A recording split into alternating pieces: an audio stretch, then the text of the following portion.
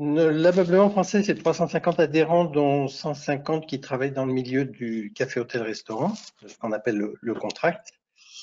Et notre préoccupation, c'est de monter effectivement des entretiens et des conversations pour éclairer un peu la route. Alors, pour l'instant, il y a beaucoup de brouillard, donc c'est plutôt d'imaginer des scénarios pour le futur. Et l'actualité fait qu'il était important de s'occuper aujourd'hui des restaurants. Et nous le faisons en partenariat avec nos amis de Bimedia et d'Équipe Hôtel. Bonjour Patrick, Patrick Join.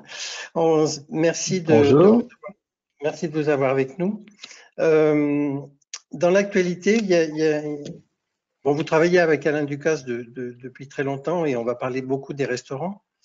Mais j'imagine qu'aujourd'hui, toute l'agence Join-Mancu est impactée, entre guillemets, par ce qui se passe, par le virus et la pandémie. J'imagine que ce soit dans les produits ou dans les espaces, non?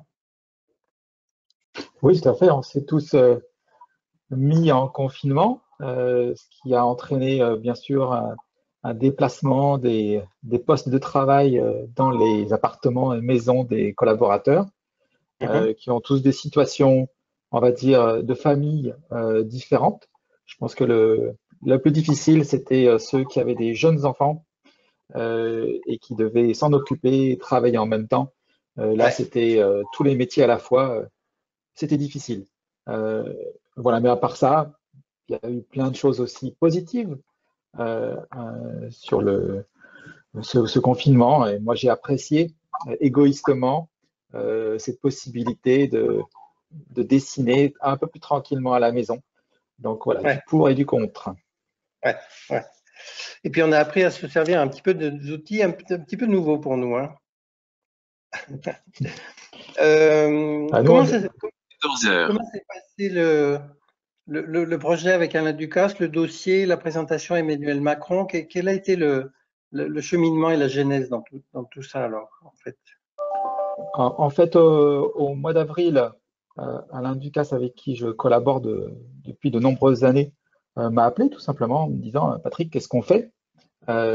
Et à ce moment-là, on connaissait mal le virus, mais il fallait faire quelque chose. Il n'y avait pas de directive sur le sujet. Et, et donc, Alain voulait simplement comprendre un petit peu ce qu'il fallait faire. Et comme on n'y connaissait strictement rien, comme d'habitude, on s'est mis dans une position de tester, de réfléchir, en choisissant un espace qui est complexe, qui est celui d'un petit bistrot, un bistrot comme on les aime, et d'essayer de voir comment on pourrait faire quelque chose. Donc au départ, on est parti de manière assez naïve en imaginant que la distanciation, la distance simplement serait une réponse et déjà de la mettre en œuvre dans le restaurant, dans ce petit bistrot, sans perdre trop de place, parce que c'est ça qui est crucial, bien sûr. Et puis, rapidement, on s'est dit, il faut appuyer notre démarche de test sur un aspect scientifique. Étant pas médecin, on a besoin de bien comprendre et on a donc écouté, discuté, lu des avis, conseils scientifiques et pour comprendre ce qu'on a tous petit à petit compris aussi, que le virus, il sort de la bouche de quelqu'un qui est malade, il se déplace dans l'air sous forme d'aérosol et que c'est donc aussi l'air qu'il faut traiter. Donc, on est dans une démarche de test. On n'a pas fini. On y est presque. Euh, Bien sûr qu'en disant cela, on comprend que traiter l'air, c'est un sujet qui est bien sûr plus complexe que simplement créer des barrières entre les gens. Malgré tout, on est lancé dans cette démarche qu'on pense faire de la manière la plus rigoureuse possible et continuer d'avoir l'avis, bien sûr, des scientifiques sur cette démarche. C'est Donc, un projet. C'est un ouais, projet, c'est une commande. c'est un projet pour un volume, pour un restaurant. Est-ce applicable sur d'autres lieux? Je n'en sais rien. Et bien sûr, ça pose le résultat qu'on va obtenir à la fin pose problème aussi, pose question, Ouais. et on en est tout à fait conscient. Parce qu'Alain Ducasse, c'est 38 restaurants, 2 écoles, de la livraison à domicile maintenant. Donc, il a tout à revoir. Donc, l'idée, c'est de commencer par un test sur un établissement. Je ne sais pas si il aura l'intention d'aller aussi loin. On va dire, chaque restaurant est complexe. C'est un projet, enfin, c'est un problème en soi à traiter. Et voilà, d'abord, faisons ce test, regardons-le, étudions-le. Il faut aussi tester plein de choses qui sont comment on se déplace dans le restaurant, avec ses paravents, comment on sert, comment on reçoit des clients, comment on les fait venir peut-être masqués, comment est-ce qu'ils ont réservé. Euh, Bernard vous parlera plus tard de, de, de la carte, et que c'est quoi la carte. Il y a plein d'éléments dans la vie dans un restaurant qu'on connaît tous par cœur. Et à chaque fois qu'il y a des possibilités de contact, il faut traiter. Je pense que ce qui est important, c'est pourquoi on a fait cette démarche et d'autres font cette démarche. Essayer de comprendre, c'est la sécurité des clients, la sécurité du personnel, pour obtenir la confiance des clients, de nous tous, et la confiance du personnel de venir travailler là et de venir manger là. Donc, il faut que cette confiance, elle soit pour de vrai. Et donc, voilà, on en est là pour l'instant à essayer de travailler sur la sécurité le mieux possible avec nos propres connaissances, notre point de départ, et voilà, pour établir une confiance qui soit solide. Et la présentation de la démarche design dans tout ça, Emmanuel Macron, était importante? Alors, je pense qu'il faut revenir en arrière. On va dire, cette volonté d'introduire du design de la part d'Alain Ducasse, c'est naturel, c'est toujours ce qu'il fait dans tous ses projets, et de le présenter, mais il y a plein d'autres idées qui ont été présentées au gouvernement. Et je pense que ça, c'était fait il y a bien longtemps maintenant, il y a plusieurs semaines, et depuis, la connaissance autour du virus s'est affermie pour nous tous. Et donc, ce qui a été imaginé, pensé il y a 4 semaines de ça, je pense que c'est dépassé. Et donc, voilà, depuis, on a beaucoup bossé. Ouais. Bernard, bonjour. Bonjour. Quel est l'écho que vous avez des clients, alors, des restaurateurs, des bistrotiers, entre guillemets, comment ils voient cette libération et la manière dont cela va se passer? Quel est l'écho qu'ils en ont? Est-ce qu'ils sont la crise va être dure quand même pour eux, non? Alors, Patrick vient de le dire à l'instant, le temps ne s'écoule pas de la même façon, contrairement à ce qu'on avait appris. Et en ce moment, il peut s'écouler soit très lentement, soit très vite. Et il est évident qu'une analyse faite il y a 48 heures n'est plus forcément la même aujourd'hui, une analyse faite il y a 3 semaines. Donc, de façon très classique, d'abord, je rappelle que le groupe Fermob, à travers Fermob et Vlaminck, est présent sur 2 marchés, pour partie sur le marché du particulier et du retail, et puis sur le marché du contract. Et je parle évidemment là des activités Fermob et Vlaminck sur le contract, exclusivement, que nous avons vécu comme tous cet immense choc, avec des niveaux d'activité réduits de 80%, qui est générateur d'une immense inquiétude. Et puis, comme tous les responsables que nous sommes, quelle que soit la taille de nos entreprises, nous avons un devoir d'être déterminés. Le journaliste m'a dit, vous êtes optimiste. Je lui ai dit, on n'est pas optimiste, on est déterminé. On n'a pas le choix quand on est en responsabilité. Donc, nous avons essayé de comprendre la situation, d'écouter nos clients, de les accompagner. Alors, de les accompagner avec notre casquette de fabricant, comme le rappelait Patrick, il n'est pas spécialiste de la médecine, nous non plus. Bon, dans notre précaré de fabricant, on a essayé de les accompagner. On a essayé de les accompagner dans un premier temps sur le plan moral.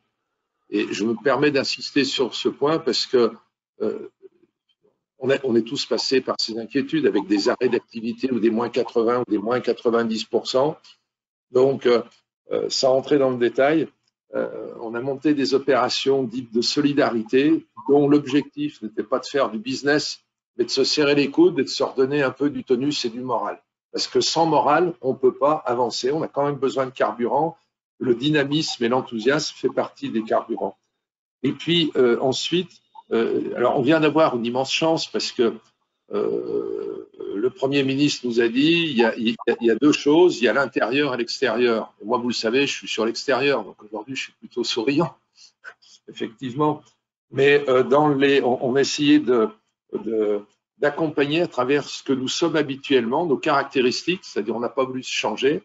Et dans ce que nous sommes, nous, on essaye, et vous le savez, d'amener une valeur ajoutée au design avec notre studio design ou des collaborations avec des designers externes, dont Patrick.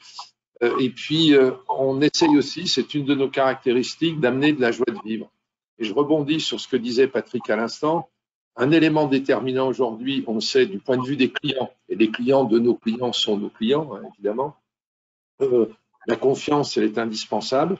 La confiance indispensable, notamment sur le plan sanitaire, on le sait tous, hein, les études, c'est le premier critère à 92%, à 91%, à 94%. Une confiance dans la sécurité sanitaire. Et donc, on va aborder ça avec modestie. Mais sur le deuxième plan, la joie de vivre. En fait, on veut être attentif au fait de remettre du plaisir dans les rituels d'accueil, malgré toutes les contraintes. Et ça, c'est en correspondance avec l'un des éléments de nos valeurs. Et puis, j'allais dire, le plaisir et l'esthétique ont toujours fait partie de la valeur ajoutée du design. Donc, je pense que dans cet auditoire, on partage ce point de vue. Voilà les points sur lesquels on a été attentif dans l'accompagnement de nos clients, et puis dans la déclinaison des produits ou des services qu'on a pu mettre sur le marché. Ça, c'est la réaction en ce moment, mais il ne faut pas oublier qu'on est au départ d'un très long chemin, hein, on le sait tous, et nos craintes, quand je dis dans l'accompagnement, il y a non seulement la réouverture, mais il faudra tenir dans la durée. On ne sait rien, c'est-à-dire on ne sait rien des réactions de nos clients, même si au début, depuis 24 heures, on peut avoir de l'enthousiasme, on ne sait rien de leur comportement, on ne sait rien des contraintes sanitaires que nous aurons peut-être la responsabilité, qu'elles soient réglementaires ou pas, de remettre en route. Donc peut-être que dans une semaine, ce que nous sommes en train de dire aujourd'hui ici apparaîtra totalement décalé, antique, parce qu'il y aura eu tel autre événement. Et donc, voilà, il faut à la fois être hyper réactif sur le court terme et puis se dire qu'à tout moment, tout peut changer, horizon 3 mois, horizon 6 mois, horizon 1 an. C'est un exercice fatigant, mais exaltant. Patrick, en tant que designer, est-ce qu'il faut rentrer dans une première phase où, je ne veux pas exagérer, mais on va, pas caricaturer, mais en tout cas montrer effectivement dès le site internet, dès la réservation au restaurant et à l'arrivée, qu'on rassure, qu'on met le client en confiance, parce que le pire, ce serait un client qui serait déçu ou méfiant et qui ferait des commentaires terribles sur le net, quoi. Enfin, il faut, dans un premier temps, rassurer, quoi. Je pense que on fait face à quelque chose qui est invisible. Ouais. Et donc, c'est pas facile. Et donc, la seule manière de montrer que, le virus est toujours là, c'est d'avoir des signes visibles, comme quoi on lutte contre lui. En tout cas, on fait tout ce qu'on peut. Donc, le fait que le personnel, et je pense que c'est ce qui va devenir la règle, et je m'en réjouis, porte des masques, est déjà un signe ostentatoire qui nous rappelle à chaque seconde, à chaque instant, que le virus est là, même s'il est invisible. Et je pense qu'on a besoin de graphisme, de signalétique. Quand on va arriver, on doit se laver les mains. Tous ces gestes-là, eh bien, il faut appuyer, et donc, comme tu le dis, être parfois un peu caricatural, un peu lourd, mais je pense que, plus on est efficace maintenant, mieux c'est pour tout le monde, moins de temps ça dure. Et tout simplement, il faut qu'on ancre tous ces gestes. C'est difficile. Je ne sais pas si vous l'avez vécu d'ores et déjà, mais de passer une journée de réunion avec un masque, c'est pas facile. C'est pas facile, on n'est pas habitué à ça. Et pourtant, c'est efficace. Et donc, ben voilà, il va falloir aider, accompagner et les clients et le personnel et tout le monde à adopter ces gestes. Et tu es plutôt marquage au sol, cloisonnement, distance, enlever une table sur deux dans les petits espaces, comment Alors, il faut que je reste tout à fait humble et vous compreniez que je ne suis pas le spécialiste du Covid. Ça fait juste un mois que je bosse là-dessus et donc voilà, j'ai juste fait un travail sur ce projet de restaurant. Donc d'après ce que j'ai compris, d'après ce que les scientifiques que j'ai écoutés m'ont dit, ce lieu confiné et cette distanciation ne me semble peut-être pas suffisante. Mais voilà, c'est tout. Pour l'instant, c'est tout ce que je peux dire. D'accord. Le plexi à tout prix, tu n'es pas forcément fan non plus, mais… disons qu'on comprend bien que si on reste un instant court, le fait d'être protégé est efficace. Si on reste de manière plus longue, à ce moment-là, il faut un dispositif un peu plus important. Voilà. Béatrice ? Oui, bonjour à tous. Petite question là qui me vient à l'esprit en vous écoutant. Alors, par vos différents métiers, alors l'un et l'autre, que ce soit au niveau de l'architecture, du design, designer ou même Bernard en tant que fabricant, vous avez l'habitude tous les jours d'analyser et de résoudre des problèmes liés à des projets, enfin liés au projet d'aménagement d'espace. Vous réfléchissez, j'imagine, continuellement aux questions d'usage, à tout qui tourne autour de l'usage. On voit qu'aujourd'hui, on a deux problématiques principales. Une première problématique qui tourne autour du sanitaire, effectivement, assurer que les clients seront en sécurité quand ils visiteront les hôtels ou les restaurants. De l'autre côté, on voit aussi que on ne souhaite pas forcément aseptiser complètement les espaces, la décoration.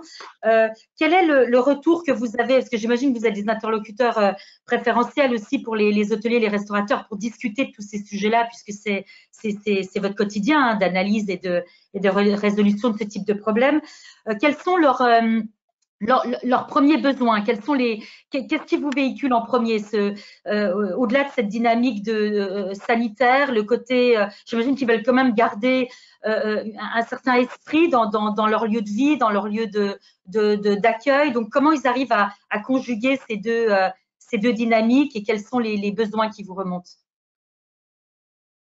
Alors, si je peux commencer sur ce sujet, en fait, je ne pense pas qu'il y ait une réponse unique de la part de tous les interlocuteurs. Et finalement, c'est un peu comme d'habitude. Il y a des partis pris de réponse. Comme le rappelait Patrick, il faut être très humble. Personne ne peut prétendre avoir raison et tout. Donc, moi, je le disais, nous on a un parti pris qui est de dire donner confiance avec la notion de plaisir. Peut-être que d'autres types d'établissements veulent donner confiance avec une technologie entre guillemets plus visible. Donc, la réponse que nous apportons ne correspond pas forcément à tout le monde. Alors, nous, on a eu des demandes en étant à l'écoute de nos clients. Très concrètement, dans le domaine de l'hôtellerie, on nous a dit qu'il faut réhabiliter les balcons. Pourquoi? Parce que supposer que les consommateurs, même si tout s'améliore, ont une certaine crainte des espaces ouverts qui signifie qu'il peut y avoir beaucoup de monde. Donc, le balcon, élément souvent négligé, même s'il existe dans beaucoup d'hôtels, il faut nous le réhabiliter. Donc, vous, spécialistes du mobilier d'extérieur, faites-nous des propositions qui aillent un peu au-delà du dialogue qu'on a eu jusqu'à maintenant, où on n'attachait pas une immense importance au balcon. Voilà, un premier exemple.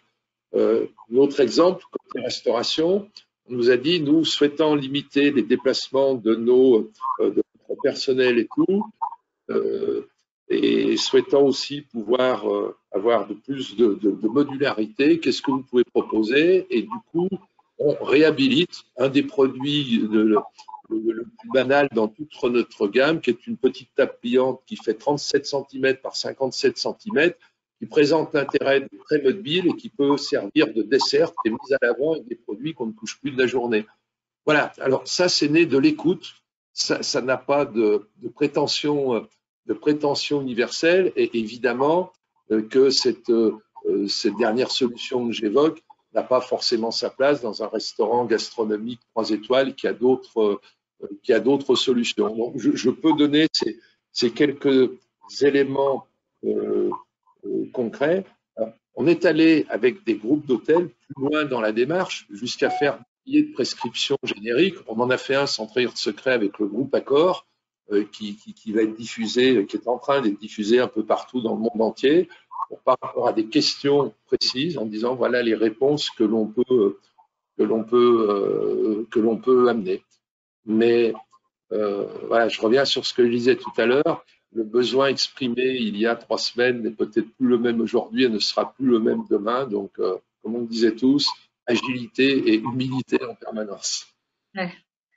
Et pour les terrasses, vous jouez à la fois la carte de plus de distance entre les tables et en même temps des éléments de séparation? Alors, on a toujours eu, notamment à travers Vlaminck, des séparateurs qui faisaient partie des éléments standards de chez nous. Donc, oui, nous continuons à les avoir, mais y compris avec des séparateurs pour nous, pour les bains de soleil, les piscines. C'est partie de nos standards. Donc, je dirais, on les avait déjà. Très franchement, on ne s'est pas mis en révolution en disant qu'il faut en proposer de tous les côtés. D'abord parce que j'ai une certaine perplexité qui en partie rejoint celle de Patrick, mais aussi, enfin même sur le plan esthétique et tout. Alors oui, on a une proposition qu'on a modifiée et revue sur les hauteurs certains de nos produits. Et puis, je donne un autre exemple. On avait dans notre gamme des séparateurs en inox. Sur un usage plus éphémère, il est hors question d'aller faire payer de l'inox pour un usage qui pourrait être limité. Donc, on a une version un peu plus low cost. Mais pour rejoindre la question de Béatrice, on essayait aussi de raisonner plus en approche projet sur des lieux. Nous avons été associés avec un certain nombre de partenaires de l'hôtellerie sur les définitions la redéfinition de lieux de vie. Il y a la modularité qui est importante sur les terrasses, mais aussi les lieux de vie. Et même à l'extérieur, transformer des espaces d'accueil en lieux de vie autonomes qui peuvent accueillir des enfants et des adultes, c'est-à-dire une famille à un moment, une famille de 7 personnes qui veut être entre elles, j'allais dire. Voilà, donc on est plus dans une problématique de projet et du coup avec les lieux adaptés. Et puis on a eu une approche radicalement tout à fait autre et qui est issue qui avait démarré chez nous avant l'histoire qui est en termes de services et qui concerne ce qu'on va présenter dès lundi prochain, mais je vous en fais l'annonce exclusive aujourd'hui, qui est ce qu'on a appelé le Welcome Smart Service, qui est en fait une dématérialisation totale de tous les documents papier à disposition du client d'un hôtel ou d'un restaurant, et je dirais le tout sans sans contrainte, c'est-à-dire c'est compatible avec tout type de support et c'est un outil clé en main. Partant du principe, c'est un des éléments de support des virus et microbes. La démarche avait démarré avant le Covid, pour être franc, et voilà, bon, bah, il se trouve que on l'a accéléré pour pouvoir la présenter aujourd'hui, et elle génère du coup évidemment une écoute beaucoup plus importante. Max? Oui, bonjour à tous. Patrick, je sais que tu dessines sur le design produit quasiment tous les produits pour chaque projet, donc tu fais du sur-mesure. Je voulais savoir en général, et dans le cas particulier, la collaboration avec un Inducas ou le client, est-ce que c'est un facteur important de réussite du projet justement sur le design produit? Et à quel moment vous intégrez les industriels dans votre réflexion? Alors, c'est vrai que j'aime beaucoup faire que chaque lieu, surtout des lieux de restauration, soient des lieux uniques, parce que j'ai la chance de travailler pour des très grands chefs et qui poussent cette démarche-là. On pousse la porte et voilà, on a quelque chose qu'on n'a jamais vu et qu'on ne reverra jamais ailleurs, qui va laisser quelque part dans le cerveau une belle image, un beau souvenir. En gros, on design des souvenirs, en fait. Et voilà, et pour avoir cette émotion, bah, il faut que je ne l'ai jamais vue. Et donc, j'aime beaucoup voilà, dessiner des choses uniques. C'est un peu une folie, je dois le dire, parce que mettre au point un fauteuil qu'on va fabriquer à 50 exemplaires, c'est un truc de dingue que je fais tout le temps. Mais bon, je ne peux pas m'en empêcher. Donc voilà, c'est à moi d'assumer ma manière de faire les projets. Alors, de temps en temps, quand même, je mets des produits que j'ai dessinés et qui sont industrialisés aussi. Je fais des mix avec.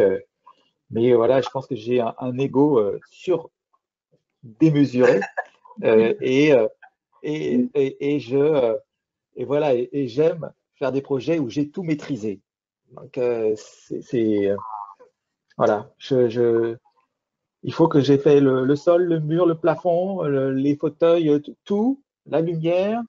Et à ce moment-là, je comprends à peu près ce que j'ai fait et je pense que je maîtrise l'émotion que va pouvoir ressentir quelqu'un qui pousse la porte en rentrant. Voilà, parce que tout compte en fait. C'est une chorégraphie un ensemble entre la manière dont on est reçu, la lumière, l'ambiance, la musique, tout ça, c'est tout un ensemble. Et donc, on peut tout changer avec simplement en changeant un tout petit peu une note sur quelque chose. Et ça y est, c'est autre chose le projet. Et donc, voilà, je veux tout maîtriser. Voilà. Est-ce qu'à ce niveau, l'actualité va changer le regard que tu as sur les matériaux? Tu veux dire ce qu'on vit actuellement avec le Covid? Ouais. Alors, depuis toujours, personnellement, moi, non. Parce qu'on on a toujours fait très attention à l'usage, à l'usure, à la nettoyabilité de ce qu'on dessine. Parce que je sais très bien que si ceux qui travaillent dans le restaurant souffrent, c'est mal fichu. Ils vont pas peut-être bien s'en occuper si j'ai fait des fauteuils trop lourds, si j'ai pas bien dessiné les choses pour qu'on puisse facilement les nettoyer, eh bien à la fin les choses elles s'abîment par l'usage en général. Et donc le fait d'avoir souvent essayé de bien penser les choses pour qu'elles puissent facilement se nettoyer, se réparer, fait que souvent c'est plutôt pas mal pour le Covid. Et on essaie aussi d'utiliser peu de matériaux. On est assez serré sur les matériaux qu'on utilise et on utilise au maximum des matériaux de qualité. Donc des matériaux qui vont plutôt se patiner que s'user. Et souvent, ceux-là, ils ont plutôt fait dans l'histoire de l'humanité. C'est tout simple, hein, On les connaît par cœur, du verre, du bois, du marbre, de l'acier. Ils ont fait leurs preuves, on les connaît bien, et voilà, on sait qu'ils se patinent. Alors, il y a des matériaux extraordinaires aussi, hein, des nouvelles technologies qui sont incroyables, et bien sûr, on les utilise aussi. Mais voilà, le choix de la matière est crucial dans le design, dans le geste, dans le dessin, mais il est aussi crucial dans le futur du produit. Et ça, c'est l'image 5 ans après, quand ça fait 5 ans que tous les jours on utilise l'espace, qu'il est soumis à rude épreuve, c'est là où on voit s'il a été bien ou pas bien designé. Et je ne parle pas de dessiner, mais de designer, de conçu. Parce que dans le réflexe qu'on peut avoir par esprit sanitaire, on va avoir envie de privilégier du laqué blanc, effectivement Oui. de la tôle inox, enfin des produits très, voilà, très sanitaires. Oui, donc adieu au on bois, a parlé adieu beaucoup de plastique. plastique. On a parlé de plexi. Alors, c'est vrai que là, c'est ambivalent. Autant un hôpital, par exemple, ne fonctionnerait pas sans les matières plastiques. Et même si on les regarde parfois en disant « aïe, on pollue, on fait n'importe quoi avec ces matières », et pourtant, voilà, on serait juste pas vivant hein, sans les matières plastiques dans un hôpital. Mais ce sont des matières qui s'usent très facilement, et tout ce qui se passe actuellement sur le fait de faire des séparations avec des matières qui sont facilement rayables, qu'il faut nettoyer constamment, parce que ça c'est très important. Avec le virus, il faut être très rigoureux sur le nettoyage. Et là, on voit que ça ne va pas marcher longtemps. Et donc là, on est en train de faire des choses pour l'instant, mais qu'on va jeter assez rapidement. Donc, ça pose problème parce que en même temps, on doit avoir une démarche RSE qui doit être impeccable. Maintenant, on est plus, on sait qu'il faut qu'on fasse attention. Et en même temps, il faut qu'on agisse vite. Donc, on a des choix à faire. Il faut sous-peser tous nos choix, en fait. Donc, moi, pour l'instant, j'ai privilégié, en utilisant du plastique le plus fin possible. Vous avez mis l'hypothèse du cristal de fleuriste, c'est ça? Oui, on a utilisé ça. Et puis, du mylar aussi, très très fin, assez solide, qui est assez robuste. C'est ce qu'on utilise pour faire des planches à voile, des planches à voile transparentes. Et là, ça c'est ultra raide, ultra solide. Et ça, je sais qu'il est fin, et donc je jette pas beaucoup de matière, et ça va durer très longtemps. Je pense que ça va durer le temps complet du Covid. Donc voilà, je pense qu'il faut qu'on soit voilà, astucieux, on va dire responsable avec tous nos choix. Souvent, ils sont mauvais, mais il faut essayer de prendre le moins mauvais. François? Oui, bonjour Philippe, bonjour à tous. Alors, je vous pose la question du groupe Bimedia, qui est partenaire de ce webinaire, avec Intramuros, avec Architecture Créée, avec le Courrier du Meuble et de l'Habitat. Alors, ma question est plutôt pour Bernard Rébier, mais bon, si Patrick Join veut dire un petit mot aussi. Comment les designers et architectes d'intérieur peuvent-ils répondre aux attentes de la restauration, à la fois pendant la période de crise et pour accompagner les changements à plus long terme? Il n'y avait pas une question plus simple, parce que c'est ardu comme question. Vous pouvez la découper en morceaux. Non, est-ce qu'il y a des solutions? Est-ce qu'il y a une attitude? Est-ce qu'il y a une disponibilité peut-être aujourd'hui des designers ou des architectes d'intérieur pour justement répondre aux attentes des restaurateurs? Qu'est-ce qu'il leur faut aujourd'hui? Je ne suis pas sûr qu'il faille changer d'attitude. Et au contraire, c'est peut-être l'occasion, dans ces périodes perturbées, de s'interroger sur l'essence de son travail et quelque part retour aux sources. C'est vrai que la tentation pourrait être de dire j'ai des contraintes court terme et je me jette dessus. Et effectivement, on met du séparateur en plexiglas dans tous les restaurants de France, hein, où on parle derrière l'hygiaphone. Fin de l'histoire. Sauf que si on fait ça partout, il n'y aura plus personne dans les restaurants parce que l'essence même aura disparu. Alors, l'essence, c'est quoi? Patrick l'a déjà dit, c'est que, en fait, moi, je ne suis pas un fabricant de meubles. Patrick n'est pas un designer ou un décorateur. Un tel n'est pas un aménageur. En fait, c'est pas vrai. Nous, on est des générateurs.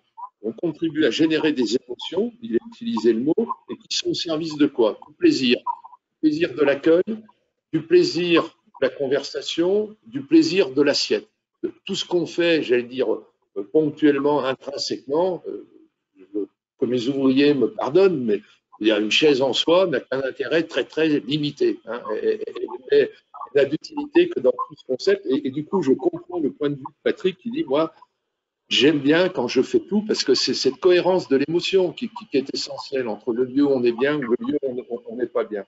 Donc, il faut bien s'interroger. Nous ne sommes que des contributeurs à cette émotion globale au service d'un plaisir multiple. C'est ça l'essentiel. Et finalement, le rôle du designer, de l'architecte d'intérieur n'est pas remis en cause par rapport à ça. Et puis, alors, là encore, il se trouve qu'on se connaît avec Patrick depuis bientôt un quart de siècle, donc on utilise les mêmes mots. Mais pour moi, un bon designer est un designer qui prend en compte l'usage.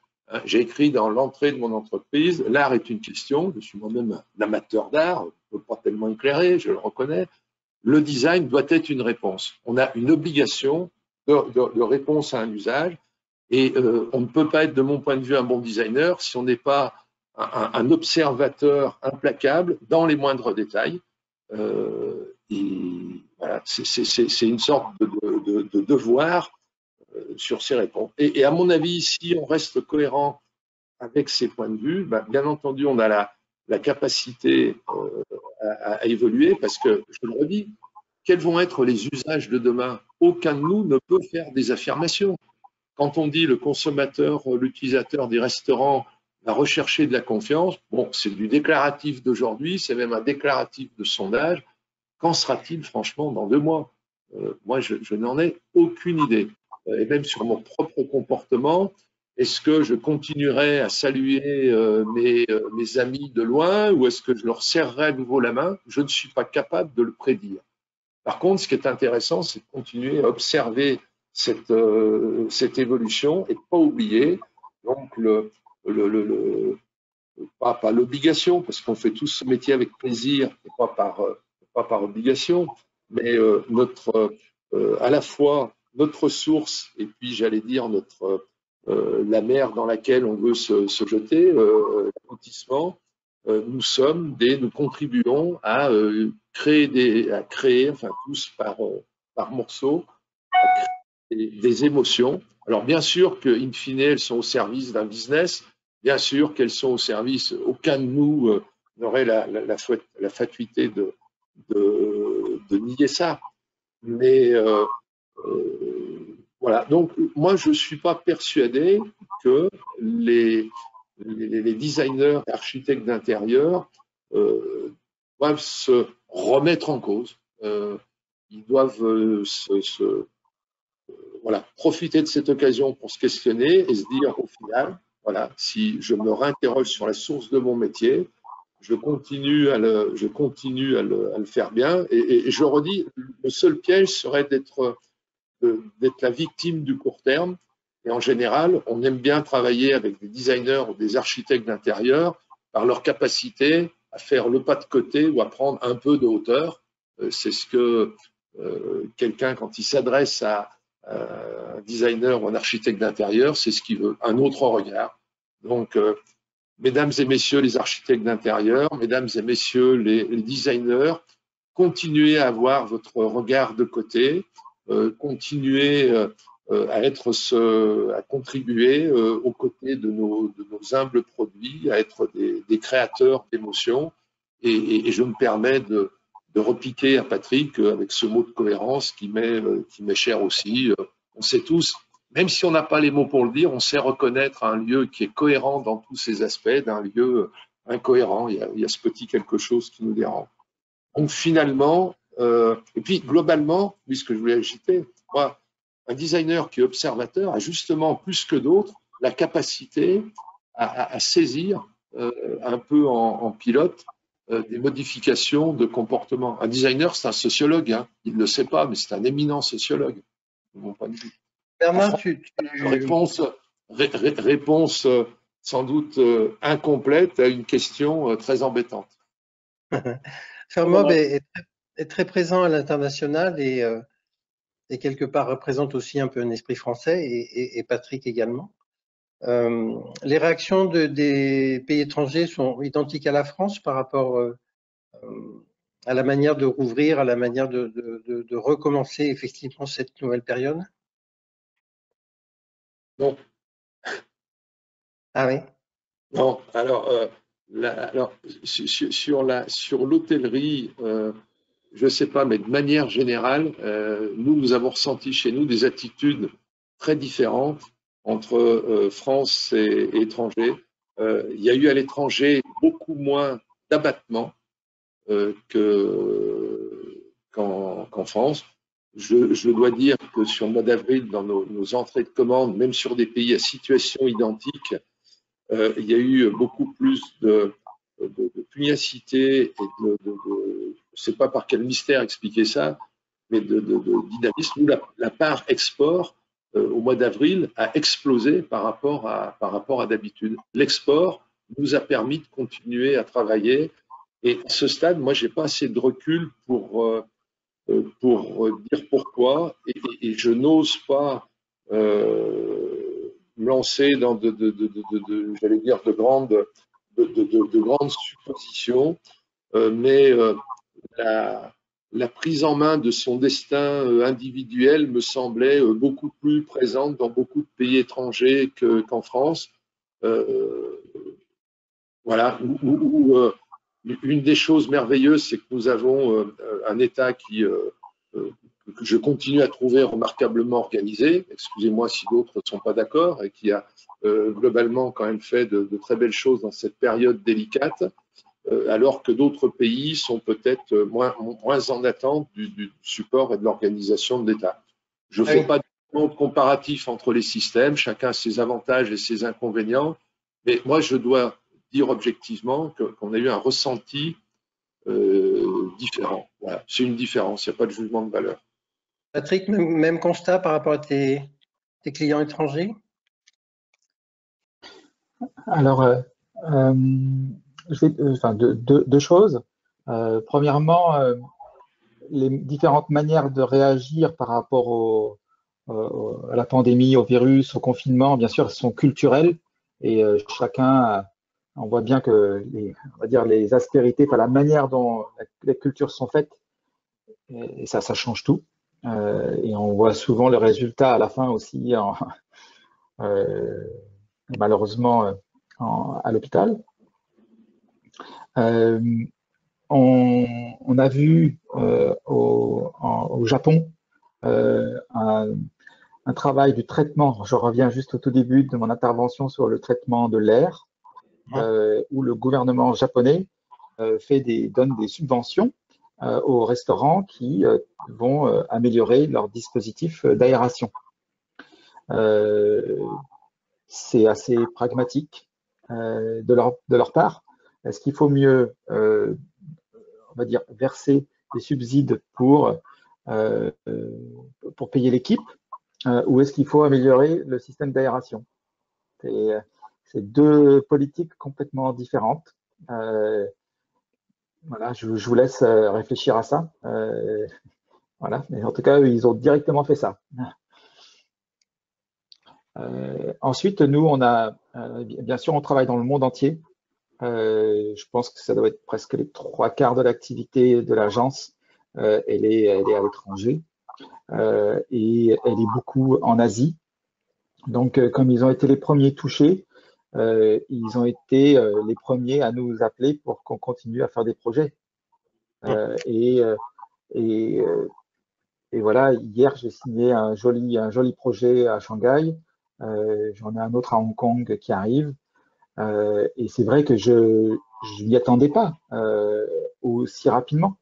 de leur part, mais ils sont repartis pour moi très très très fort.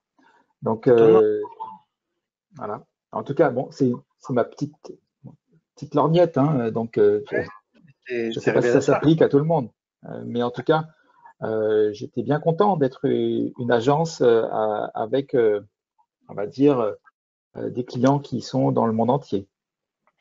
Oui. Samia, est-ce que nous avons des questions? Oui, alors nous avons plusieurs questions. Alors, c'est la première, alors c'est deux questions que je vais mettre en une qui s'adresse plutôt à Patrick Jean sur du design produit. Quel est votre avis que pensez-vous des cloches en plexiglas qui peuvent exister en ce moment et être mises en place sur différents restaurants? Et votre retour sur les brumisateurs ou ventilateurs dans la mesure où justement là, il y a les températures estivales, notamment pour ce week-end. Quel est votre avis, votre ressenti par rapport à ces produits qui l'étaient auparavant mis en place pour les brumisateurs et qui le sont de plus en plus en ce qui concerne les cloches en plexiglas? Je me disais bien que j'allais avoir cette question sur les cloches. Aïe. Bon, je suis désolé, c'est mon avis, hein. J'espère que le designer ne le prendra pas mal. Mais donc pour moi, c'est un peu si on reprend le problème au départ, qui est simplement de l'air qui supporte en suspension des particules de Covid. On comprend bien que l'air, il va se déplacer partout. Donc, si on reste 1 heure, 1 heure et demie, 2 heures dans un espace confiné, on comprend tout à fait que cet air va voyager absolument partout. Donc, cette cloche ne va pas nous protéger. Ensuite, on va respirer nous-mêmes, peut-être projeter des particules sur cette cloche en plexi qu'il va falloir nettoyer.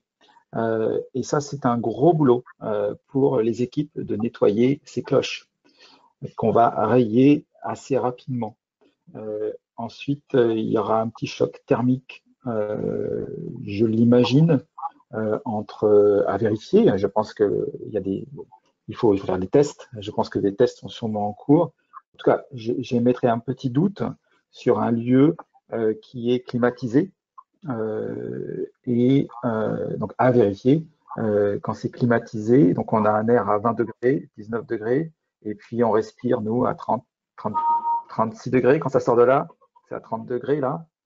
Donc, un choc thermique, donc de la buée, qui peut être assez désagréable dans le lieu. Après, en termes de service, c'est pas évident aussi pour les serveurs. On sait bien qu'un restaurant, ça vit avec le fait qu'on puisse facilement bouger les tables un petit peu partout. On avait réservé à 2, on arrive à 4. Clac, il faut bouger les choses. Et donc, tout ce qui est accroché au plafond va venir gêner cette possibilité-là.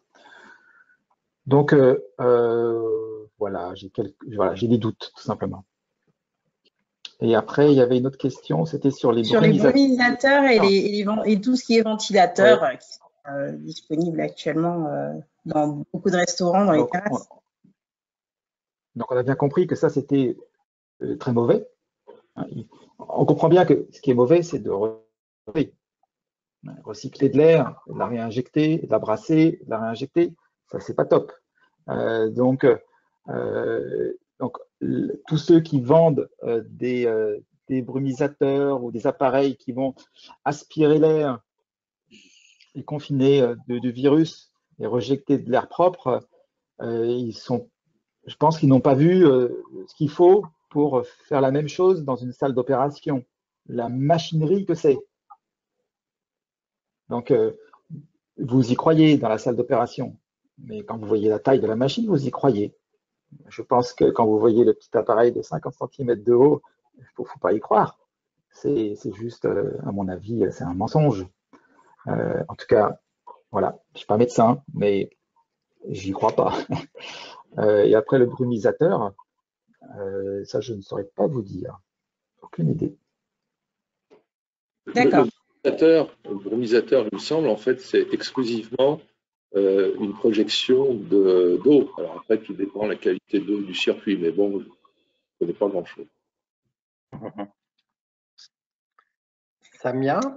D'accord. Autre question, alors plus globale, qui concerne les architectes et designers, sur le rôle qu'ils ont à jouer sur le produire et consommer local. Concrètement, peuvent-ils imposer aux fabricants de convertir leur production ou leur positionnement? Comment ils pourraient relocaliser une production de chaises en bois, par exemple, en France, plutôt que dans d'autres pays? Donc, quel est leur rôle dans ce cadre-là? Et si on peut faire une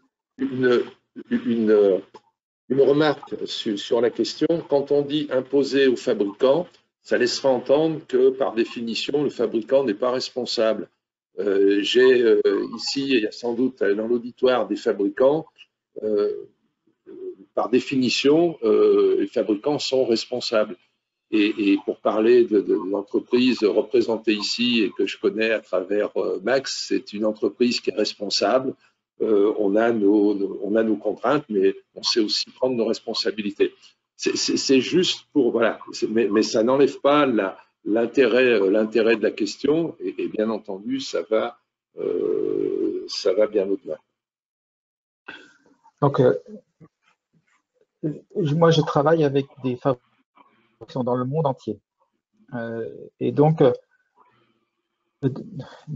voilà, avec un Italien, avec des Chinois, avec donc la question, bien sûr, elle touche le cœur de chaque designer français, chaque designer italien, je suis sûr, a à cœur que l'industrie de son pays soit vivante.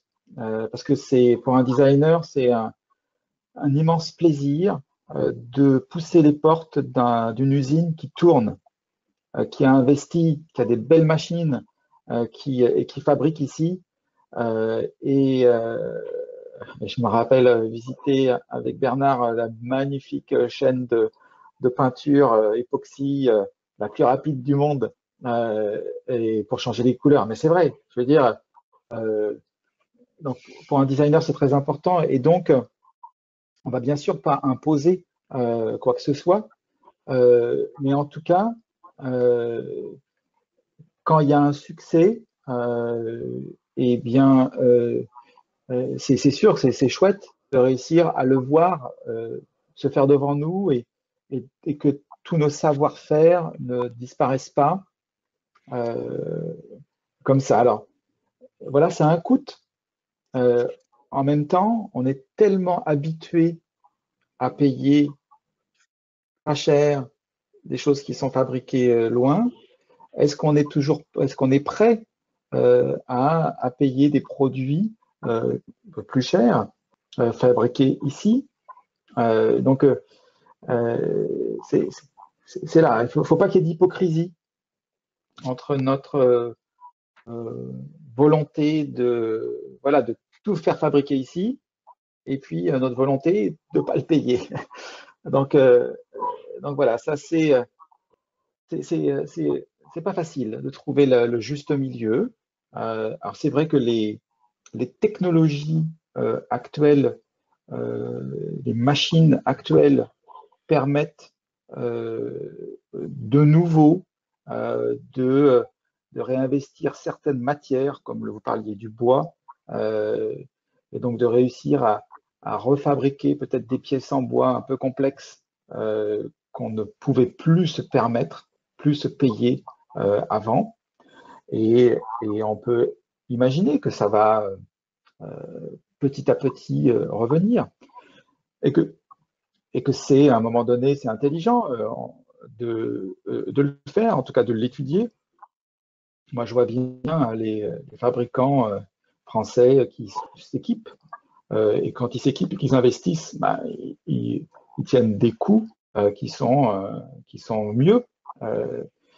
Donc voilà, il y a de l'espoir, mais voilà, on discute. Là, dans ce webinaire, vous avez les 2 industriels français. Il n'y en a pas 36. J'aimerais bien qu'il y en ait 36. Il n'y en a pas 36. Et voilà. vous écoute. Et vous écoute. Alors, il faut que je tienne vis-à-vis de vos équipes un engagement, celui de l'horaire. Je voulais vous remercier pour ce moment. On va garder des éventuelles questions s'il y en a qui se posaient. On va souhaiter à tous les restaurateurs de trouver effectivement le chemin de la croissance, parce que c'est pour eux important de retrouver cette activité. On est bien sûr à leur disposition avec tous nos industriels et nos agenceurs. Nous ferons le point avec Jean-Michel Villemotte et Guy Savoie de leur vision aussi de l'ouverture des restaurants au prochain webinaire. Bernard, Patrick, merci beaucoup. Merci. Vous êtes des partenaires riches. À très bientôt. Merci à mes compères. Et puis à bientôt à tous. Merci. Merci beaucoup. Merci. Au revoir.